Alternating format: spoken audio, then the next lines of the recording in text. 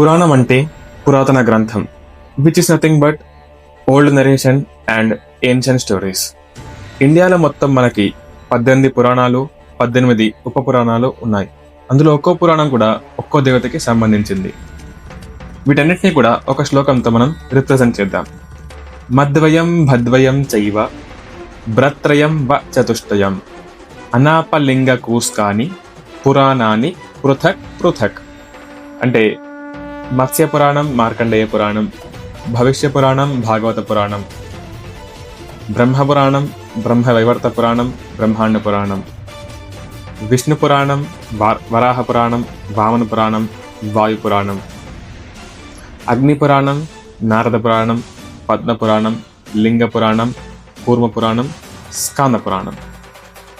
ఇందులో మనం శివ పురాణం అంటే వాయు పురాణాన్ని ఇప్పుడు మనం తెలుసుకోబోతున్నాం. బేసిక్గా చెప్పాలంటే ఈ పురాణంలో శివుడి గొప్పతనాన్ని, భక్తి మార్గాన్ని, ప్రేమని, కోపాన్ని, సృష్టిలయని ఇలా ఎన్నో తెలుసుకోవచ్చు. ఒరిజినల్గా శివపురాణం 12 సంహితలుగా 1,00,000కి పైగా శ్లోకాలుగా ఉండేవి. కానీ వ్యాస మహర్షి దీన్ని 7 సంహితలుగా 24,000 శ్లోకాలుగా విభజించారు. ఆ 7 సంహితలని ఇప్పుడు తెలుసుకుందాం. విద్యేశ్వర సంహిత, రుద్ర సంహిత, శతరుద్ర సంహిత, కోటి రుద్ర సంహిత, ఉమా సంహిత, వాయవీయ సంహిత. హర హర మహాదేవ.